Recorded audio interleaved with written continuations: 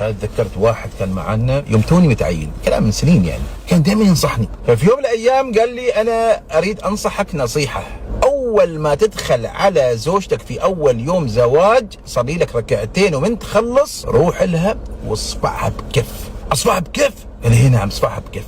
يقول لي كف يكون مرة أصابعك تعلم في وجهها. يا رجل ليش؟ جايبنا من بيت أهلها عندي عشان أصفعها؟ هل بتشتكي علي؟ قال لي تصفعها علشان الحرمة هذه تفهم أنك أنت رجل البيت.